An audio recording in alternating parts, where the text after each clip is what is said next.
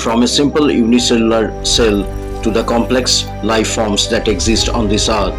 The journey is really quite interesting, and exploring it is very fascinating, which has ultimately brought the modern man into this world, who started exploring, discovering, and learning new things.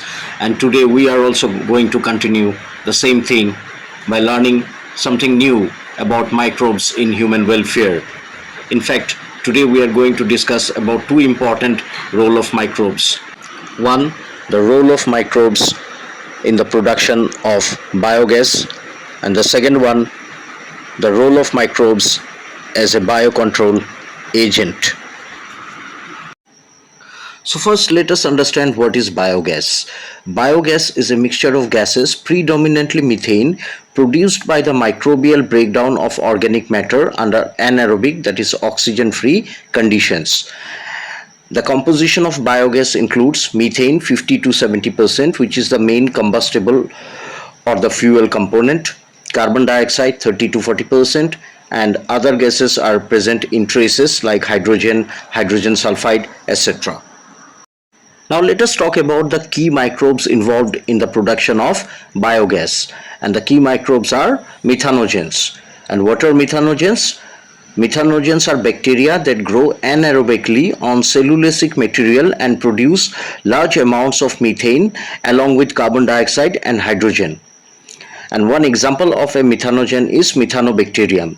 And its natural habitat, it is found in the rumen, that is the stomach part of cattle, where they help break down cellulose, that is plant grasses and fibers. Because of this, cattle dung, that is gobar, is rich in these bacteria, making it an ideal raw material for biogas production.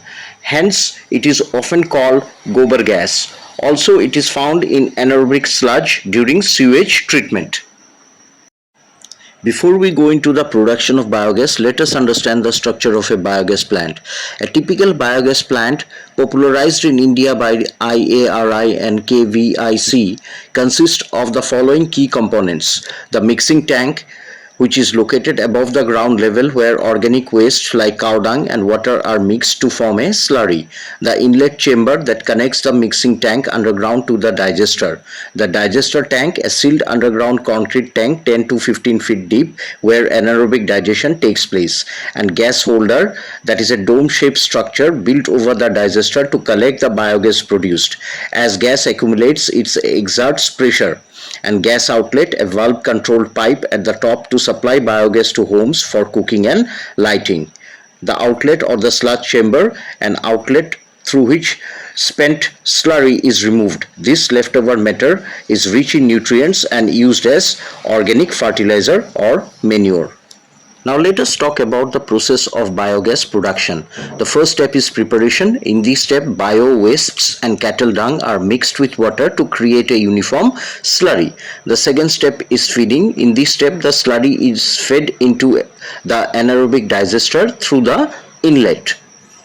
The third step is anaerobic breakdown. It is done in absence of oxygen. Methanogens bacteria break down the complex polymers in the slurry. And the fourth step is gas formation. Over a few days, microbial action releases biogas, that is methane, carbon dioxide and hydrogen, which collects in the gas holder. Now let us watch a short video clip to understand it in a better way.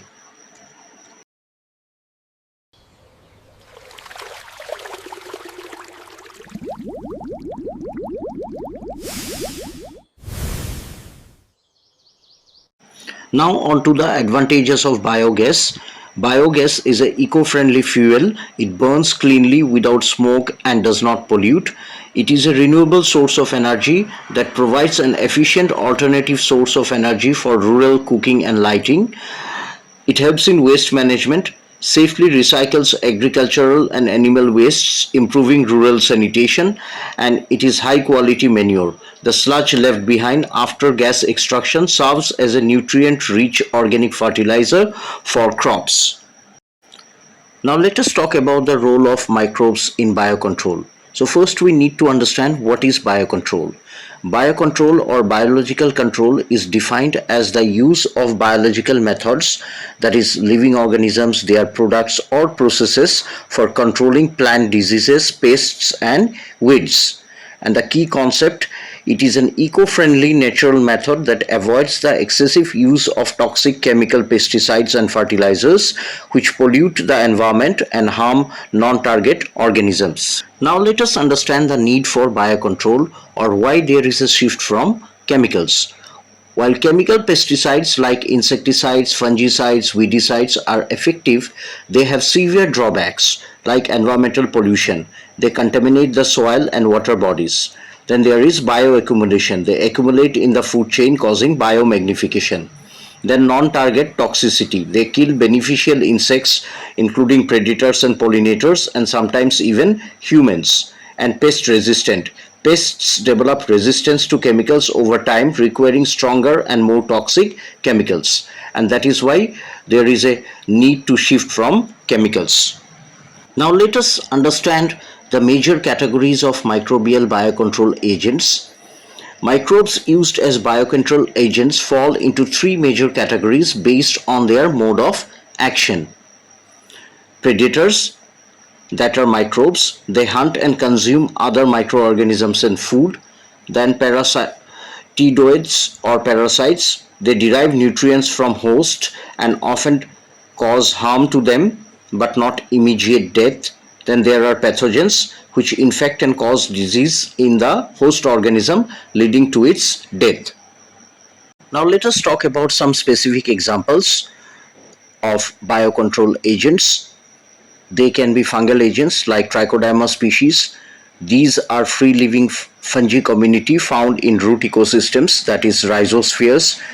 They are very effective biocontrol agents of several soil-borne plant pathogens, and they act as parasites on other fungi, mycoparasitism, competing with them for nutrient and space. Similarly, we have bacterial agents like Bacillus thuringiensis or BT. They are used to control butterfly caterpillars like bollworms and other specific insect larvae. They are commercially available in sachets as dry spores, which are mixed with water and sprayed onto vulnerable plants like brassica and fruit trees. And their mechanism of action includes, when the insect larvae eats the spores, the alkaline environment of the insect's gut activates a toxic protein called cryprotein contained within the spores. This toxin causes the gut to swell and burst. Next, we have viral agents like nucleopolyhedrovirus (NPV). These NPV are very species specific and they have narrow spectrum insecticidal applications. They attack insects and other arthropods. They are considered species specific and no known negative effects on plants, mammals, birds, fish or non-target beneficial insects, and they are very ideal in integrated pest management programs, especially when beneficial insects are conserved. Next, we have protozoan agents like Nosema locustae, which is used to control grasshoppers and locusts, and their mechanism of action is when it is ingested with food and infects the insects' fat bodies, eventually killing them. Next, we come into integrated pest management. This concept is very important for understanding the practical application of biocontrol agents, and integrated pest management is an ecosystem-based strategy that focuses on long-term prevention of pests or their damage through a combination of techniques. Microbes like BT are preferred. They preserve beneficial insects. IPM is an ecosystem-based strategy. It focuses on long-term pest prevention. Microbes like BT are preferred. They preserve beneficial predators. Thank you for exploring the world of biology with Anirvan Science Fair. Don't forget to subscribe, share and follow for more scientific breakthroughs.